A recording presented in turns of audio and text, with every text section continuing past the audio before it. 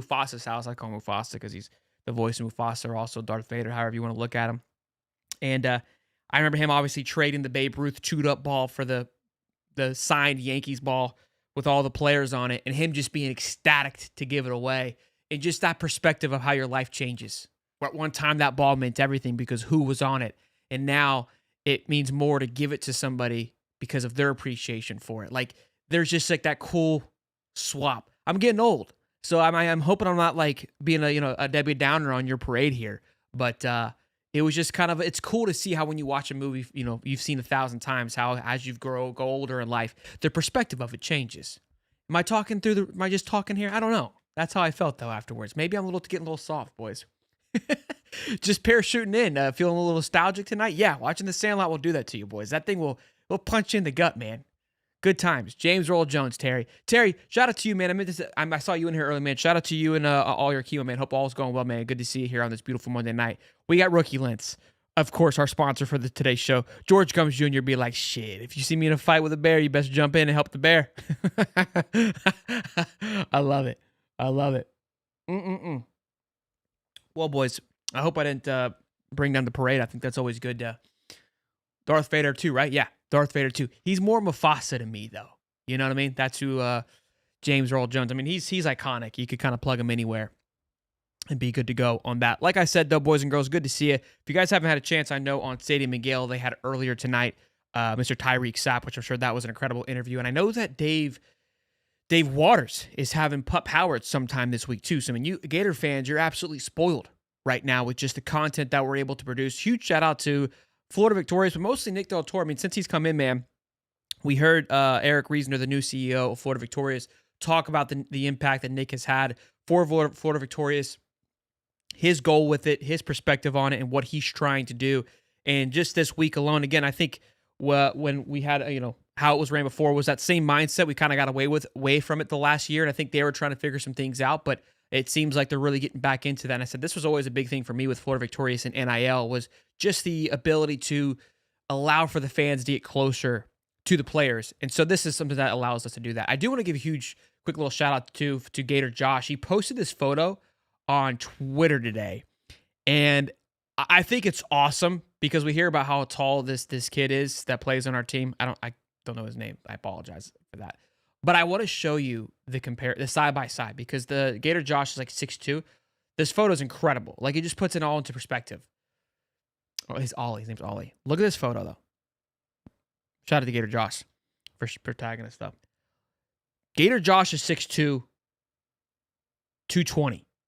The kid's 7'9". I mean, we know how tall he is, but just the more you just continue to see him compared to other people, like, it's just like 6'2's tall. 6'2's healthy, boys. Okay? That's above average. All right? So if you're 5'11", boys, hey, rock on strong. All right? We're in the middle of the pack. Don't hate. All right? Gator Josh, he's in the upper echelon. Ollie's by himself. Okay? If you got like a little graph chart, he's not even on the graph chart. You know what I'm saying? But cool stuff there. We need to get that man out there as soon as possible because this Gators basketball team's ready to cook. Boys and girls, the man's here. The champ, the 2006, who played alongside Mr. Tim Tebow, which I'm sure he'll have some opinions on this. I'm excited to get his thoughts on it. Uh-oh. How we doing, big dog? What's going on, baby? We need to get you a camera that's not from 1945. I was just talking about Sandlot, and I think that you're using the same production. Messing up? It's just furry. Yeah, my bad. We got you sounding like Barry Manilow, but looking like you on VHS. You know what I'm saying? Like we can't have the right timeline maybe, but Hey, yeah, VHS with the thing back in the day, boy. Keyword there, back in the day. Back in the day.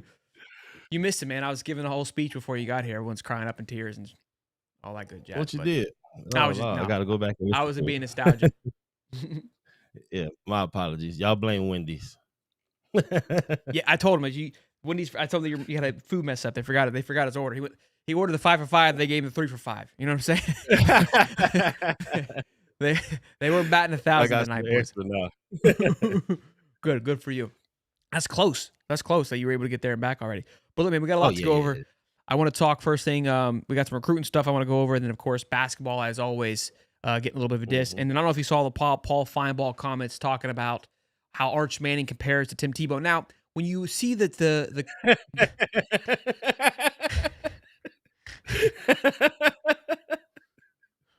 We gotta stop this, man. Come on, go ahead. So, look, when I saw it, I was like, come on.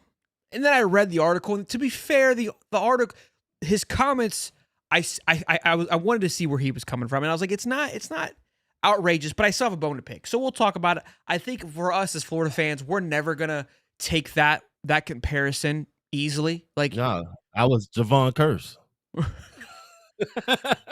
fair enough, fair enough, fair enough. Yeah, I don't think we'll ever take that well. But anyways, let's talk basketball first because the new AP poll comes out, and I think the only reason why I think it is fair to talk about it is because it's a huge impact, I believe, on the seeding.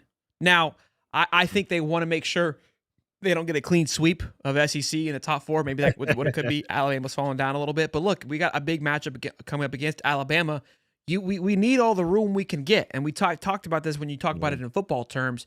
It's going to be really important where you start next year, right? Because the higher you start up, the more leverage you kind of carry going into the end of the year, like how they kind of move you up and down. So you don't want to be sitting on that back line. A one seed's important. We all know these things. So right now we got bumped from Duke after winning. Mind you, we were tied with them for 3, then we were 2, and then we beat LSU on the road by double digits. Rough first half, rightfully so. We still have guys out, but then we fall back playing an not arguably, and it's in fact the toughest conference. It just doesn't make any sense to me. For sure. Yeah, no, it don't make any sense at all. But they gotta make room for everybody else. They know what we gonna do. I'm not worried. We do want to go in with that number 1 seed. I believe we'll still get that. With the rest of our schedule beating up on the rest of these guys, I believe we take care of business with Alabama and everything. As long as we keep taking care of our business, everything's gonna be fine. I cautioned people about the last game because we ride on that high, blowing people out by 20. But coach is going to change up the lineup a little bit, try to give guys some rest, try to get some other guys worked in to put us in form for when we go make this run during the tournament. So, of course, they had the last spread of 11.5 when we've been beating people by 20. We go down first half, we down by 7. Then we still come back and go back and still cover the spread. You know what I mean? So, as long as we take care of our business, we'll be fine. I believe those guys will do that. We got so much depth. We can rotate guys around and still take care of business, which is what I like. We talked about it on Saturday after the game because if you could look at that, the box score, who was effective that game isn't what you normally see. The backcourt wasn't as, it was still good. Let's not get it twisted, but not what they usually are, which was fine. Like you said, you're kind of moving things around, trying new things. Condon's coming back now, which is great. He's been out. Obviously, that's a huge component. Like think about our big guy, the heart and soul of that. Not really, but you know what I'm talking about. I mean, that's our orbital piece. We function around. So the big man, the squad's back with everybody. So I'm excited that we're getting all these guys back at the right time right here. I want to see how we close this at the end of the year. I think that's going to be important, especially again. You don't want to flirt with it and get down to that Alabama. Now Alabama, I think they dropped to like 5 or 6, but I did see where they dropped today. I think CBS the number 1 seeds. Michigan State coming in at a number 2 seed, but Florida still is sitting at number 1. It was Auburn, Duke, Florida, and Alabama. And to think that 4 SEC teams are holding a number 1 seed that's nuts. Fire. To your point with the big man, I'm just glad that he's back. In last game, we're working on back in. We want to play around him because we got shooters, so we get him going, get him back into the form that he was in before the injury and all that stuff. Man, Florida's scary, kid. Really scary, and I'm really excited about this team. And I think Paul Fogbaum had 2 takes today. This take I actually kind of agree with. SEC basketball, outside of Kentucky over the last couple of years, hasn't really done well, and I think that SEC basketball in the last 3 years, I will say, has definitely ramped up to where they've become the more prominent team or conference throughout the regular season. But then come March Madness time, we just lose. We look like shambles. Like it comes to Kansas, UConn, Houston, and then like a North Carolina or like a Miami, like a one-off team, right? That we haven't done well. We haven't showed off well in the tournament, and now this year more than ever, the expectation is through the roof. Like you should be. I mean, based on this, 3 out of 4 in the Final Four. Yeah, you know what I mean? Yeah. Now So expectations are very high, kid. I think outside of when Zion them was at what was it, Duke and all that stuff, ACC was running it. I'm glad to see the SEC taking control. We got the dollars, so we should be up in the front, and to see that happening, like you said, 4 schools, man, that's big. And then to you be got to fair, face those guys all throughout the year, so that should give us a lot of confidence for the tournament. when you think about it, maybe I'm a little off here, but the ACC, I feel like we saw the ACC has always been good, but it's honestly always just been Duke and North Carolina that really have been the Yeah, face. for sure. Yeah, And look, they dominated, so it's not, I'm not hating on it. Like some will argue that Alabama would carry the SEC, whatever. But they've dominated. I would argue the Big 12 and Big East and some of those other conferences have kind of almost been a little more impactful as a whole, as an entire group. I don't think I can't think of a last time I've seen a conference be this heavily in a tournament. I mean, we're gonna get probably 7, 8, maybe more. I mean, we got 3 of the top 4, right? So I mean, who knows? I mean, maybe more than that, maybe 10. That could be a little stretch there, but that's crazy. I mean, it's 10 out of 64, but that's a good amount. That is a good amount. SEC still running it. Let's go, baby. and going to be top seeds too, not just kind of limp on in 7 and probably 7 seeds, but not like you're 10 and above. They're pretty solid seeds. So yeah, they've got to have a showing. They know we can't have any of these guys lose. I feel like Arkansas, Mizzou, they're always an 8 and 9 seed, and they kind of get beat up by like a random ACC. They got to win those games. And it's funny. My buddy came up to me. He's an FSU fan, but he's not a buddy. I shouldn't have said that. I said we still got buddy friends that are FSU fans. Like he comes up. He goes, look, man, I think I got Florida going all the way. He goes, you got Florida going all the way in your bracket? I go, when I do these brackets, you always want to pick your team to go all the way, but it's tough because you want to be right too. I was like, if there's a year that you go all the way with your team and you feel confident, I was like, I would be dumb not to pick them. Like this is the first time, and I can't remember how long, that I'm going to pick Florida to win it all. I mean, right? I mean, I'd be dumb not to, and actually be like, yeah, this is like, we're not just legit. picking an 8 seed to like figure this thing out for like the fandom. Like, no, it's we're not even going to think about it. When we do our show, we do the whole pick 'em. Nobody has a say in that. I'm just going to click them all the way through, and then we'll do the other 3 conferences. Like that's for sure. There's no conversation anymore. So that to me excites me. I feel like that's going to be the first time in a long time that I have that much confidence. And you feel like, okay, again, when all the brackets are done, we'll do them. Everyone gets invited. There's going to be a lot of Gator heads, I believe. More, for sure. There usually is, and it's kind of funny, but there's going to be a lot. I think you could say 90% of them. You'll have the few that'll pluck some other guys in there, but it's going to be cool to see how everyone picks it this year. I'm excited. Yeah, nah, definitely. I don't think it'll be, if you're a Gator fan and you don't pick them to go all the way through this year, given the team, how they're playing, how they're being coached, then you might not be a Gator Dave's fan. not. Dave's not picking. Dave's like, strange, man, strange bullets. Swollen. That's our job. Boys and girls, 220 strong. Be sure to smash the like button, subscribe. Good to see you on this beautiful Monday afternoon. Yes, look, all in all, though, really excited. We got Georgia tomorrow night. Need to beat them by 30. I mean, just absolutely bury them tomorrow. That's what I want. I want him that same energy when he talked. Who do we play? He wanted 30. When Coach said, I want to put up. Last game. No, the game before last. Yeah, game before. Yeah. I can't remember who it was. That was dope. Yeah, that was. I want that same kind of. We just kicking butt and taking names. We don't care who it is no more. I want that same energy. All right, let's talk about this, Stephen Harris. Have you heard of Tim Tebow before? Do you know? Are you familiar with it? Who that is? He played. Yeah, he played a little bit ago, back in like early 2000s. Sound familiar? What? I think he wore like number 15 or something like that. I think so. Yeah, I think he was like the youngest Heisman winner of all time. I think won a couple of national championships. Played with this guy named Stephen Harris. He's okay. He's so. Oh, you say he played with Steve? Yeah, you're right. Yeah, because normally people be like, "Hey, Steve, you play with Tebow, right?" Like, no, Tebow played with me, guys. I'm sorry to tell you. Tebow played with me. He was a young guy. I was a senior. I did not play with him. He played with me. Fun story, just for giggles. 2006, been a Gators since 2002. We fall camp 2 days. August 14th, my birthday. We out there after practice, and hey, everybody get together. We got a big huddle, and this lady walk out there and she's carrying this big old cake. And I'm like, dang, it's my birthday. They bringing a cake. And all of a sudden they say, hey, let's sing happy birthday to Tim Tebow.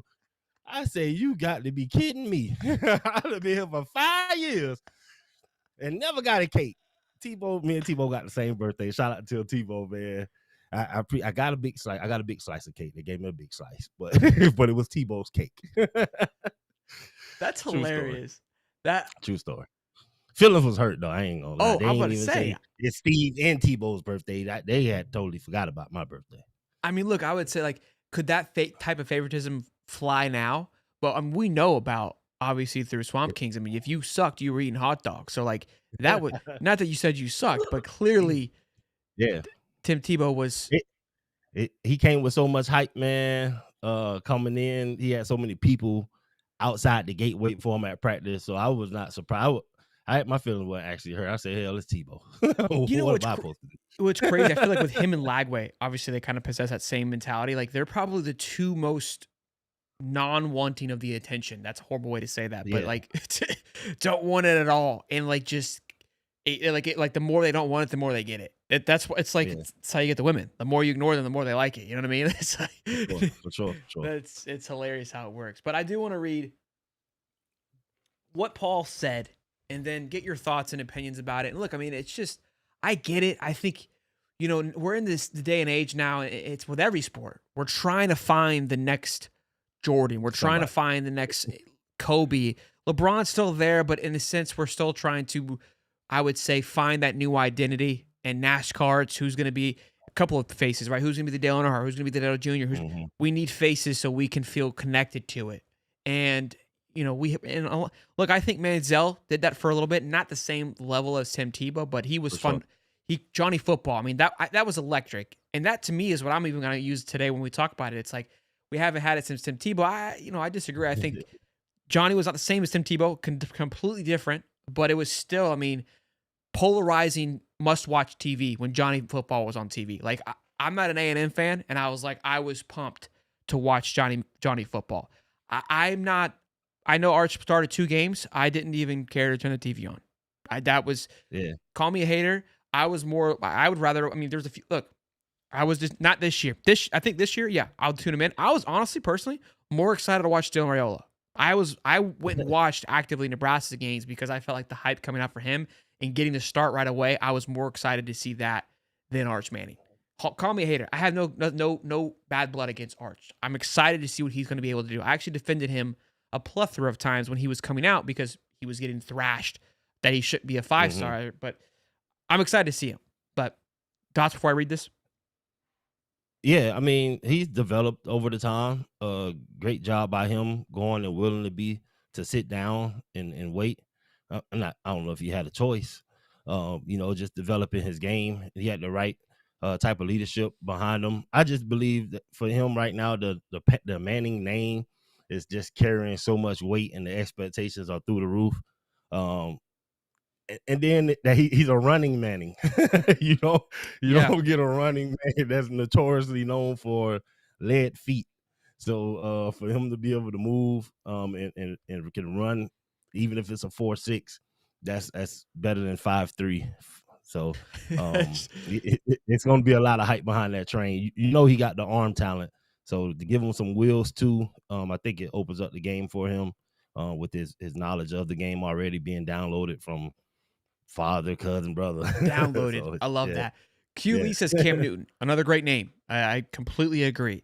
Again, I feel like we had Manziel for 2 years. Cam was just a flash and such a, it was just so quick. Lightning.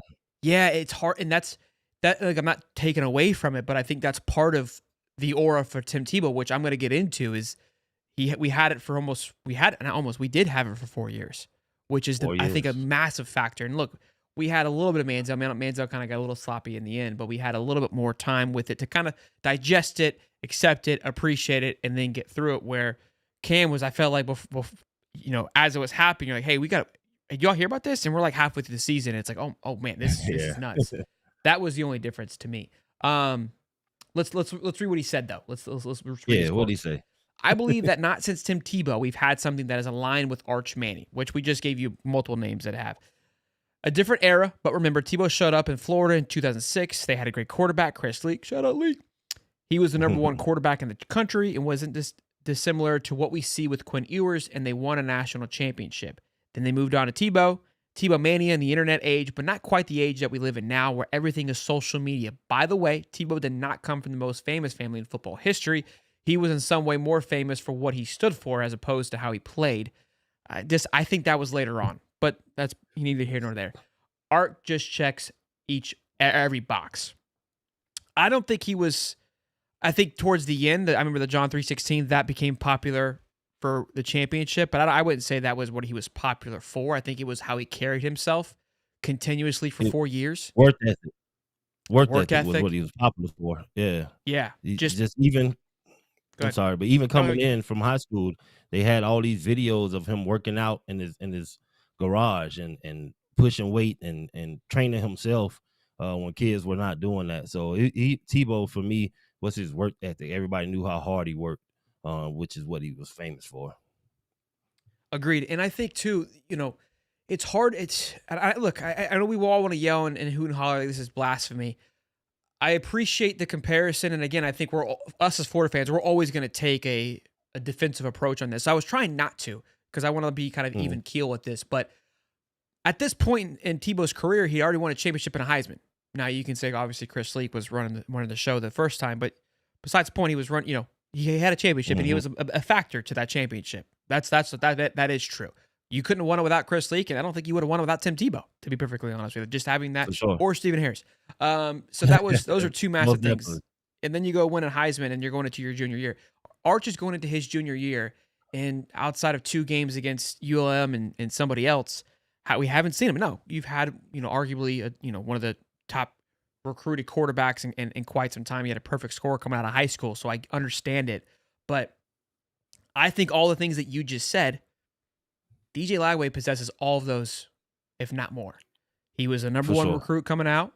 He doesn't have the name, and that's a big thing that I think is why Tebow, because he came from, he didn't have the Manning aura. I think what also is going to hurt Manning is because of the aura that's behind him. The expectations are going to be so high.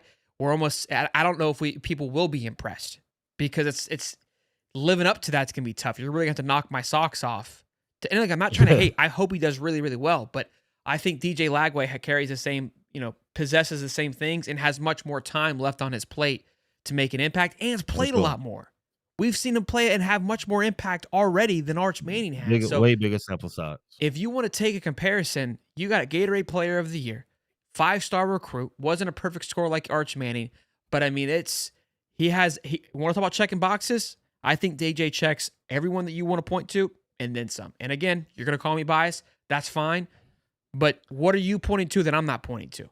That's all that I'm saying. And again, they're both, I think they're both crazy. I think they're massive comparisons. I think they're such a big reach. Sorry, go ahead.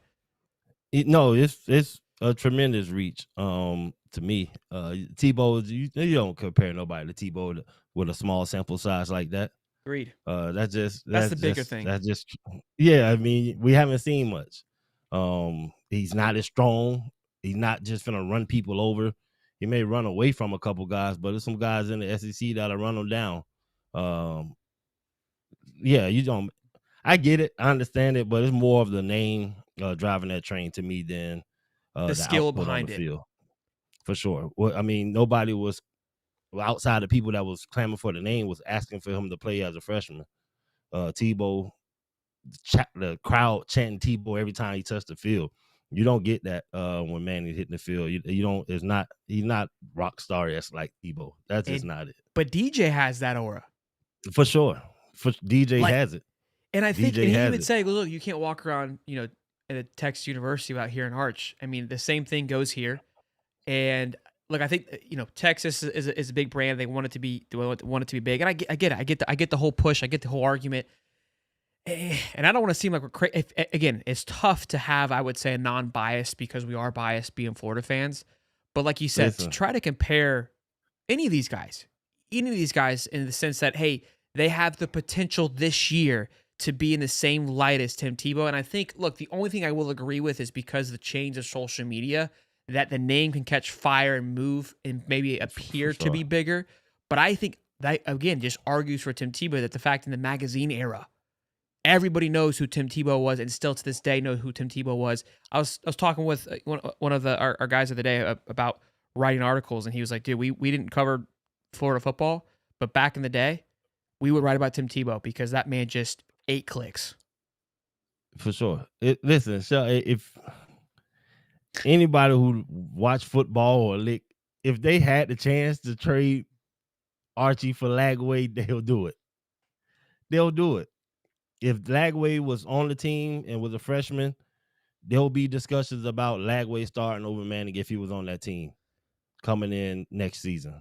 It's going to be a pure quarterback battle, which a lot of people would have been screaming for Lagway if he was in Texas. So when side by side, Lagway's that guy. That's a great point. That's a great way of looking at it. We never. I love that conversation. I don't feel like we do that. We say who's the best quarterback, but yeah, if you take one of these guys and put him on the same team, who starts? Who starts? They don't want that discussion. That's a big one. That's a big one. I like that. That's a fun way of looking at it. Man. We got $20 on Rookie, the sponsor of today's show. Hopefully we can have history repeat itself 20 years after the fact. You know, again, and this is why I don't hate the conversation from Paul, and I don't hate the comparison, because what we do as fans is we try to find that next thing to clamp onto. We're doing it now. We did it. Started last year. We talked about this feels like Leak and Tebow. We got Graham Mertz. Yeah. Leak spun the ball like nobody's business. we got deep. And look, we want to feel that, right? So I understand where it comes from. Like I said at the beginning, we're all trying to grasp on. We're all trying to find that next great thing. And even when we do have it with like a Patty Mahomes, when it's here, we don't want it anyways. We as people don't know what the hell we want. You know what I'm saying? We just we are unpleasable, I feel like, anymore. we want too much. You know, one thing, I don't know if anybody's ever told this, but Tebow, man. I know the John 3:16 and Jesus Tebow, we love that. But Tebow had some turn the table Jesus in him. Yeah, no, he had some out flip the table if it ain't going right in him too. True story. I don't know if anybody. We had a pool party, 2006. Tebow's a freshman, and we having a great time. Everybody's in the pool, and this guy just started acting crazy at the pool party, trying to chop it up with the guys, want to fight. And he in the pool. Not Tim. He swung. Random guy. No, Tebow's outside the pool. He's at the pool party. But he's not acting up. Okay, I'm making sure. No, it's a random guy acting up in the pool. Gotcha. Sorry. And he goes to mess with our teammates, or not one of our teammates or whatever. He swings at our teammate. And I kid you not, Tebow, this is probably where Superman comes from. Tebow flies from outside of the pool, dive in the water all on top of this man's head, man. Gave the man the business, kid. True story. Tebow whooped somebody, dog. Rightfully so. Defending the family. Tebow, that was the last time he came to a pool party. He probably like, nah, I can't be doing this. You know what I mean? But Tebow was down to go to war for his teammates, guaranteed. True story. That's all you needed to know. True story, bro. Honestly, that coincides with everything. I'm cool with. Like, I don't think there's anybody in here who's like, no, it's not okay. Listen. No, it's man, first. Listen, yeah, you don't leave my teammates alone, man. You out here big and bad, but Tebow, I say that to say Tebow was never no chump. Tebow just knew how to make sure he wasn't in places where chumps like to act up, because he'll smash them.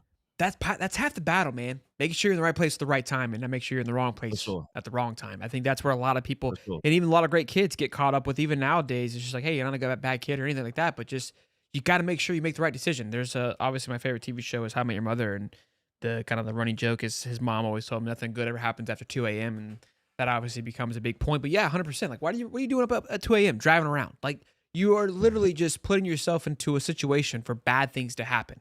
There's a reason why nobody's driving around at 2 a.m. The ones that are driving around at 2 a.m. probably shouldn't be driving around at 2 a.m. So if you're in that company, you're guilty by association sometimes. And that's what you don't want to have. It happened to me. I'm guilty for kicking butt, defending my teammates, and getting in trouble for it. And, you know, yeah. I love it. Great story. Look, we're full of story times today. Stephen Harris. I ain't, I didn't know if I was ever gonna tell that story, but yeah, Tebow kicked some butt, man. We we we deep into the bag tonight. I'm loving it. I'm loving it. All right, I got a fun little game for us. I have. I let me make sure I'm not reading anything here. Flip the table, Yeah, Tebow. right, Rob Little. We don't cuss while I talk about it. He cutting a lot of butt. Yes, we don't cuss. Even if Tebow is whooping some booty, we don't say it that way. He spanked him. He kicked a lot of hiney. Hey, Stone Cold was bad mother after representing 316. It's true. That's true too. Right. That's Tebow. That's Tebow's his secondary name. Mr. Nobody just stay hating. He's trying to find some holes in my game because I'm usually dialed in and he's grasping for straws right now. I see him in the comments section. Boys and girls, be sure to smash the like button and subscribe. We love you. Good to see it. I was listening to the Jags 10-10 XL this morning because they got a new GM and they were talking a few things and Scobie comes on and a couple guys are coming on. And one of the questions they asked, which I love the question, I think they asked Scobie or somebody. Maybe they asked for I don't know who. It doesn't matter. They said, hey, what's the over-under for how many new starters we'll have on the offensive line for the Jaguars? Great question. The point of it was to say, like, are we going to flip that O-line over, which they need to because it's been struggling, or is it going to stay the same? And that got me thinking, okay, that's a good, I love that. I love that dialogue. How does that compare to Florida's team? Because, obviously you don't want to have a lot of turnover on starters to be successful. Looked it up. What makes a successful team? Like kind of just the average returning start on your starting team. You want to look for 12 to 15 returning starters. And we could take a look at this and go after it. So my question, without look, I have not looked yet. I started to look and I go, I'll pick a number. 7.5 puts you at, again, you have 22 starters on both sides of the ball. You got 7.5 puts you right at that 15 mark, right? Over, under, what is your thoughts of we'll have, and look, we'll be able to determine because again, we're going to have guys leaving, so we'll know where the new starters are going to plug in. What do you think? You think we're over 7.5 new starters? Or are we under, or is it right on? I think we're under. Think we're under? Yeah, I think we're under. I think we're right at about 6, maybe. Okay, I think we're going to be a little bit over, and I'll explain why. Well, again, there's going to be a couple of things. Like Studervant, obviously he's a new starter, but you could argue because the portal kind of plays a factor a little bit, I believe. We'll discuss. I think it's been pretty dang close. I think we have to break the roster down all the way to see, but I think, we will be close. I think it'll be at 6. Yeah. Yeah, I got to pull it up right here. All right, so wide receiver room is honestly on the offense the newest room. So you've got Eugene Wilson, who I'd argue he's already been a starter. Now he didn't start last year, but he has started presence, so I'm not going to count him.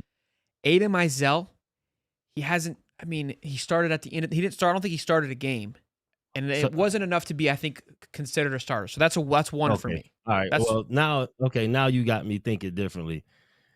Would you count him as a starter? I would, because he's played starter roles, and so I don't think he has start the whole year. So I think you got to start at like a majority. Like if you got like 4 or 5 games that you started, then you're fine. Okay. Well, if we're talking that, I'll say over then, because we have some guys that had a lot of playing time that played big roles for us that are probably going to get their full start this year. I agree with you. So stick with your number because I don't think Aiden. There's some guys that I agree with you, but I don't think Aiden's there. If the chat thinks that I'm wrong, correct me. But I just think last year because we had DK, Badger, and right, and Eugene for a little bit, but then even when he went out, Aiden, I still didn't feel like got the nod enough. So yeah. No, you're right. He just had big time games for us and played big time role where it feels like that. But as far as officially the starter, you're right. And look, we're gonna use this to the conversation later because if that is a new starting spot, that is a great fill in. Like you're not starting raw, so not in a bad place. Well, that's one. Studervant is technically 2 because he's not he's new to the team. But I don't. It's kind of tough because obviously he's just a starter transferring to a new starter position. If that makes sense, like the whole reason of bringing him in is still a new starter for us. So yeah. Yeah, we'll say 2. We'll play if it helps us. We'll figure it out later on. That's the half. That's a good point. Then you got Barber starter, Najee Harris 3-year starter. My man Jake Slaughter obviously starter. Damian George. This is going to be again Last year was his first time starting. If you go look at last year, this is much better than last year already because the whole line essentially was finding its rhythm outside of Jake outside of Jake and Barber, the rest of the line was new. Keep that in mind. Way, yeah. Then you got Cameron Waits, who, they have him there right now. I think that one's going to be kind of rotate between Bryce Lovett. So that one's new. I can't say that. I mean, all those guys got a ton of playing time, but nobody was the guy. Then you have Hayden Hansen. Obviously, we know we were getting with him. DJ Lagway, easily a starter. And then Jaden Ball earned his stripe as a starter. You got him or Trayon Webb. I mean, you're good. So we've got 3 on offense. 2.5 on offense. Yeah. We can agree on that. So far, your under is looking pretty solid. It's pretty solid. Tyreek Sapp definitely solidified himself as a starter last year. No question was the guy. Caleb Banks, is he good? Who is that? I almost got him. He's good. George Gums is a tough one, and I think I would say I would count him. I say it's tough just because of how thick the edge room was. Yeah. But by the end of the year, I mean, I think that he was a solidified guy. Harder. Yeah. Okay. Sure. DeAndre Robinson, that's one. Played a lot of time, but was not a starter, so we can't do that. All right, moving on. This is worth it, but again, Pup Howard was the starter till he got hurt, so you're not really replacing him. He was him when he was in. He was the man. Yeah. And technically, you got Jaden Robinson. They've got Miles Graham as the number 1 depth chart, but you've got Jaden Robinson, who was also starting a ton. Yes. So I would argue first week out, they're probably going to be Jaden Robinson, Grayson Howard, and then mixing in a lot of Miles Graham. So we really aren't losing any. I wouldn't say you're losing much starting position. Now, you've got middle linebacker and weak side linebacker. That's how they kind of differentiate the two. They've got Grahams and Childs. This is this over lads depth chart. Yeah. I don't really feel like they play it like that, but I think we're you got Graham like weak side because he's covering tight ends and stuff like that. So yeah. So we're gonna say no. We're still at 1, right? We agree. With just 1 defensive line. Yeah, with Robinson. Okay, so we're at 3.5 total. Then we go to cornerback, which is Devin Moore. He's a senior. He's played a ton. He's obviously started last year. We're fine there. Strong safety, Bryce Thornton really stepped up last year. I mean, that was the guy last year. Yeah. Bryce Thornton. Yeah. Aaron Gates. I think Aaron Gates is on. He's not on here for some reason, but they got him at Nickelback. Just kidding. Okay, We'll move on. So Bryce Thornton obviously played a ton last year. Jordan Castell. This is his 3rd year as a starter. Yeah. So that's no question there. And then, of course, backing him is Asa Turner still on the roster, Gregory Smith, Kermani McLean. These are those positions that we're talking about. And then Dejon Johnson. I would argue that's a new starter role. I know he started at the end of the year, but I would argue that's probably a newer one. I agree with you. He played well for us towards the end of the year. But coming into the beginning of the season, he wasn't the solidified starter. And we had so many injury stuff shake up. But that's another. I'll give him a 1. That's a new starter. Yeah, I mean, you could argue because again, he had to step up at the end of the year and actually did a really good job. But because you had, and then you're bringing in. We had Triquest Bridges step up too, that played that corner when Jason Marshall went down along. Because he wasn't really. He was kind of just filling in. We got Michael Caraway Jr., the transfer, coming in. Again, will he start right away? I don't know. I don't think he's expected to. So, and then, of course, you've got at Nickelback, Aaron Gates and Sharif Denson, who both were kind of placed all over the field. So, back to the overall thing. I think we're at 4, 5.5. Yeah, so, your under was right. You should have stuck with the number. Yeah. Come on, man. I know my Gators now. So, again, what made me think of all this, obviously, was just because of that original conversation today of like, they're talking about the Jags and, how much turnover there is. And this is something that I think we kind of overlooked when going into this offseason of what's coming back. And not to mention just the guys backing them up. I mean, there's names I didn't mention. Let's go over who I did not mention. For sure. Yeah.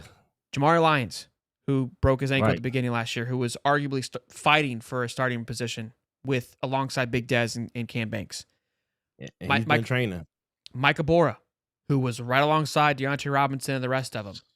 Cameron James, who I love, number 24, love running. Sure. His speed on the football field is incredible. L.J. McCray, 5-star. He's so deep. 5-star.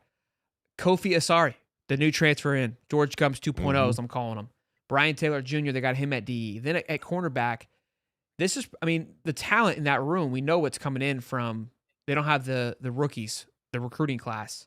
So Okay. I can't remember all, but again, with Stubbs, Lagonza Hayward, Hayward, yeah. Onus, and then of course Kermani McLean, Devin Moore, Man, you Jameer know when you Grimsley. say all the names together, it's wild.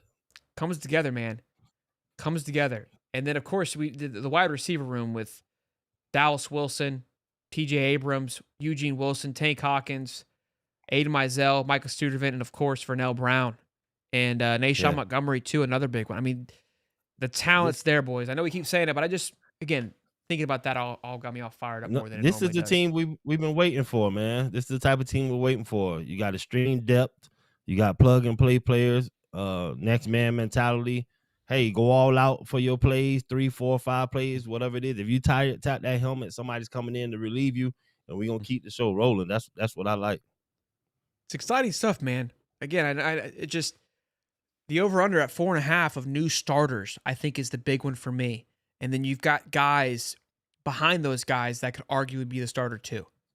For sure. And that's why I think the mix, we don't know who's gonna really step up like that.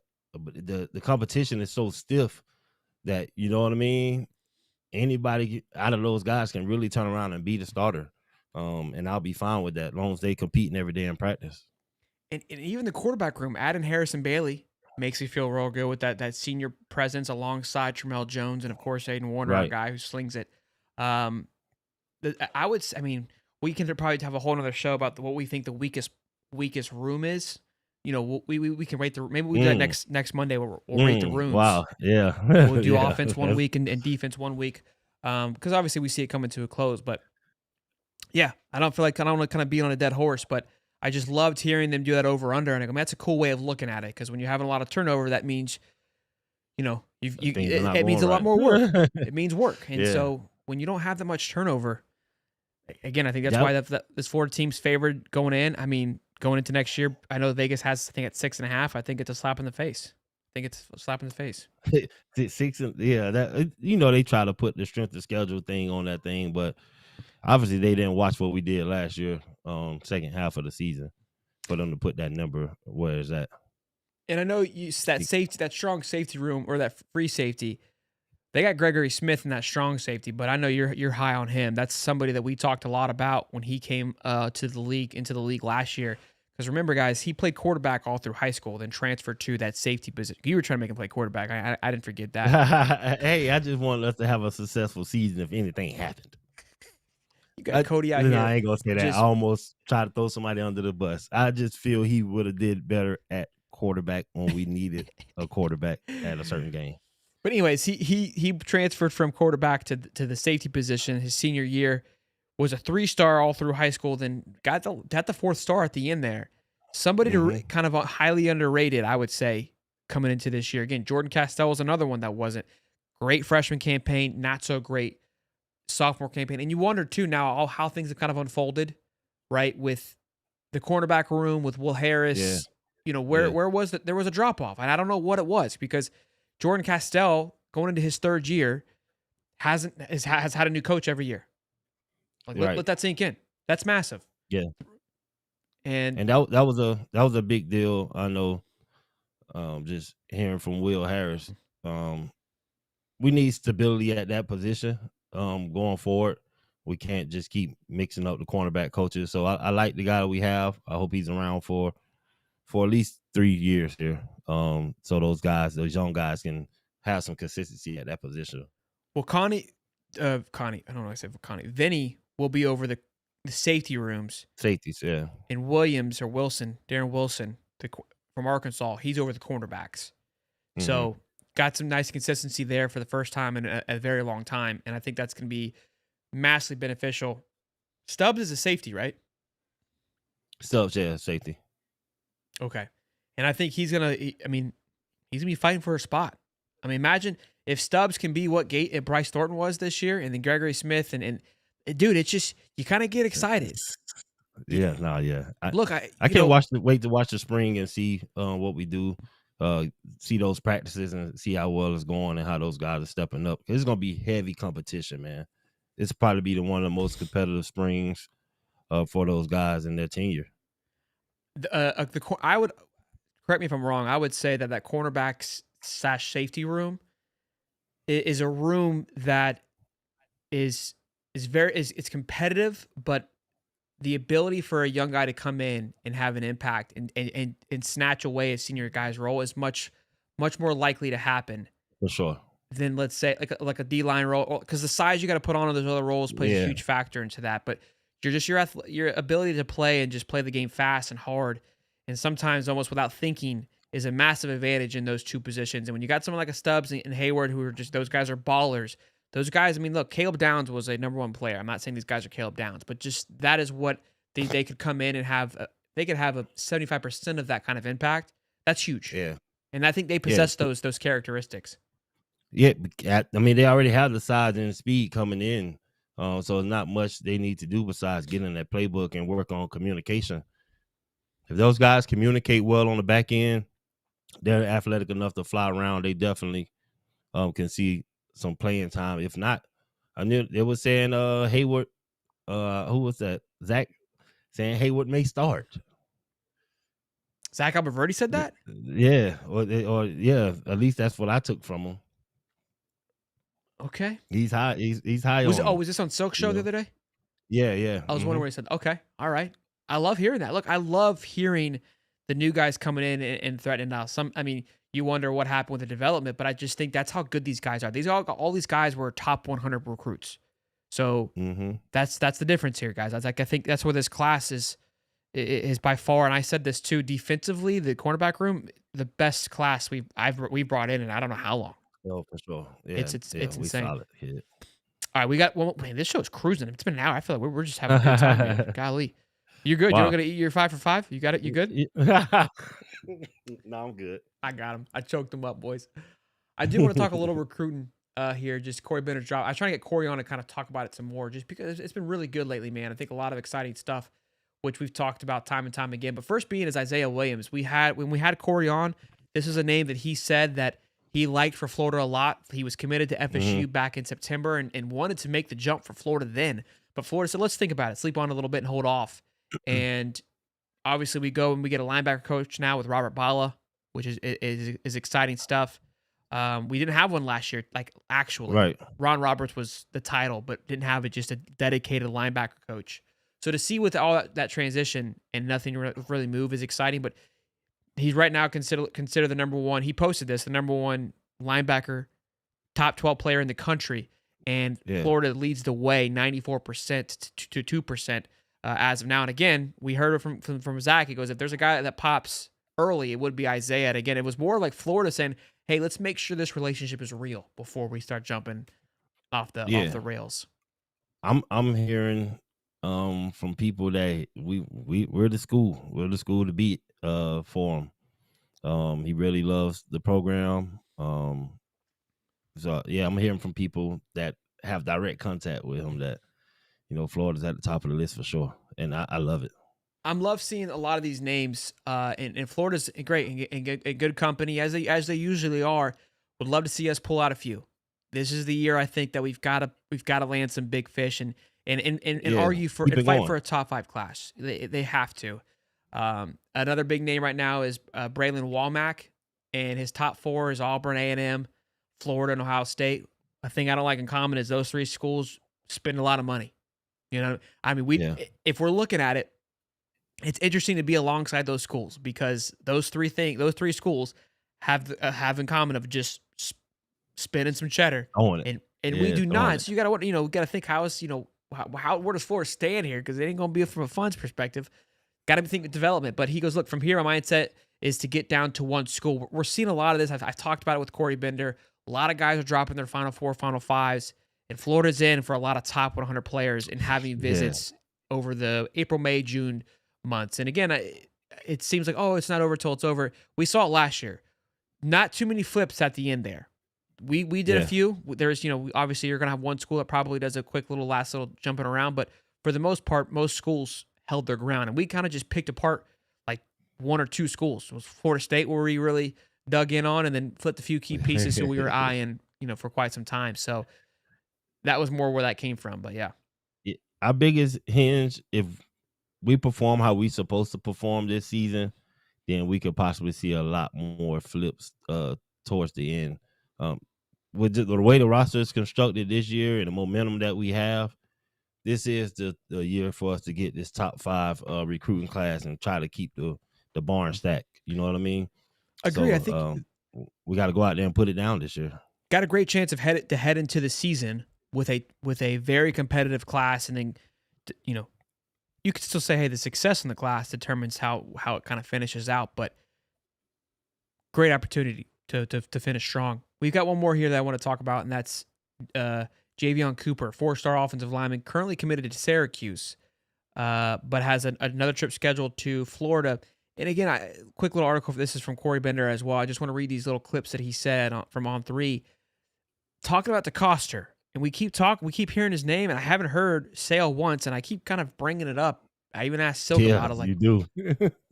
Hello, what's am I the going only on? one? This guy's managing $1 million of my finances here. I want to know where that $1 million is being spent, Billy. What's going on, big guy? Nobody wants to talk to me. But he goes, look, yeah, he's said his communication-wise, John DeCoster called me yesterday to check up on me. I really wonder because, we've always criticized Sale on his recruiting. Like, it just doesn't have that. I think he wants to do it, which is fine. I mean, he came from the NFL. A lot of those guys may not enjoy it. It's a lot of work. And so maybe DeCoster is embodying that recruiting side of things more where Sale's able to take a step back. And I think that probably part of the conversation of like, look, we love you, but your role is just not as what we intended it to be. So I don't know, because I haven't heard him moving on yet. Rob Sale, from seeing him on the field, meeting him, watching how he coach, he does not strike me as the guy that wants to go in your living room and do fake smiles. He's not, he just wants to coach hard and get down to the business. A lot of that recruiting, you got to go all around the country, man, putting on these smiles and meeting different people. Some people weird. You know what I mean? That's a lot of energy that's transferring when you go into all these different households. And some people weird. Doesn't strike. Yeah, I'm telling you, he doesn't strike me as that type of guy. Because he's up in your face when he's coaching, and he's a tough coach. So he doesn't strike me as the guy that wants to go out and do recruiting. I'm okay with that as long as you find something to overcome that, and maybe that's what DeCoster is coming in. You got to. So I'm cool with it. Coach Prime said it. He's been criticized. He's like, I ain't going to nobody's houses. Come see me. Can you imagine what happens if Dion come to your house? Like, they got to block the street off, man. I could imagine Dion coming to Coconut Grove, where I'm from. And the whole Grove would be at my house, man. Thinking of Dion is coming in. They want free shoes. We trying to get it all. But that's too much to have Dion coming to these neighborhoods like that, man. Couple of Zoom calls, come out there, see him. He's not coming to your living room. A couple of, as I've said, the SEC coaches, they embody that definitely a celebrity status. We've heard, a couple of coaches that made the comments like Kirby and Saban, like they can't just go to the grocery store and buy groceries. I've been here at Gainesville, and I've seen Billy at the Little League Park trying to pick his son up, and like people are stopping, like wanting to say, hey, it's like, read the room, man. Like I say hi.